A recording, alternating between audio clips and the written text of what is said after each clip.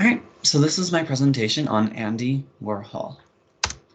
Warhol was a famous painter, contemporary artist during the 60s, 70s, and 80s, where he would often take photocopies of the same image multiple times over, but each copy would have some sort of difference to it. It would be maybe a little less colored, or the lines would be off, something like that.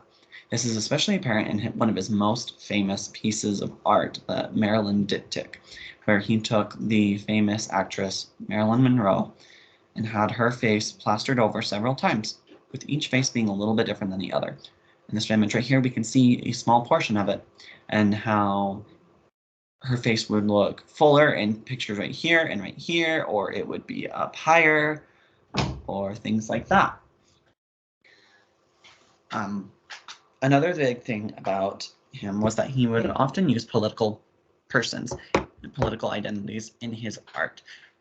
This was especially, or this you can especially tell this with Jacqueline Kennedy, the former President JFK's wife, and he created this piece right here after JFK had been assassinated by Lee Harvey Oswald. Later in his career, when he had come back from retirement, he painted Mao Zedong, the Chinese Communist Party's leader. An interesting thing about Warhol is that in the beginning of his work, when he was first starting out working for companies like Vogue or Tiffany & Co. as an illustrator, often he would use a simplistic version of his printing, or of a printing press that he would use later on, where he basically took an image that he had drawn with wet ink still, take a piece of paper, set it on top of that, and press it down. This would create an image, a copy that would have jagged edges that would often look more Warhol, and that's what gave it his Warhol look. Another great thing about Warhol was that he often did self-recordings, like not transcriptions, but audio tape recordings of himself. He would often take photos of himself, and is probably the first documented person to have taken a selfie, or that had taken a known selfie. Warhol liked to use himself as one of his own subjects because it gave a moment of reflection for him in a way. And you can see with these, one thing that I like about Warhol is the colors that he uses. He often uses bright and powerful colors, like a comic book strip.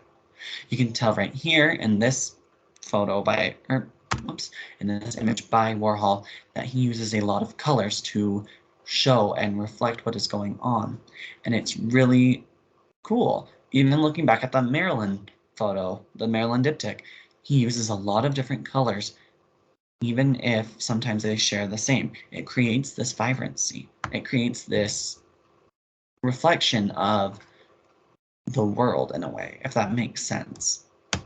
Another big thing about Warhol was his political views and how he wanted his viewers to look at things that were going on in the US politically and think about them. An example of this is his three photos right here: the electric chair, car crash, and race riots. If we look at electric chair, it makes us look at the electric chair as something almost alien in a way. He uses the yellow to give it this look of either antique, like it's outdated and old, or that it's alien almost, that it's something that's unnatural that shouldn't exist. It catches your eye and makes you think in a way, similar to a car crash. It makes you look at the image and think about the implications of it.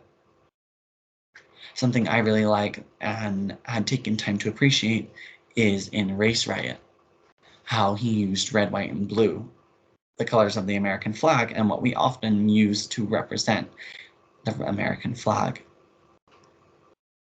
He uses it to show that back then, this was the culture.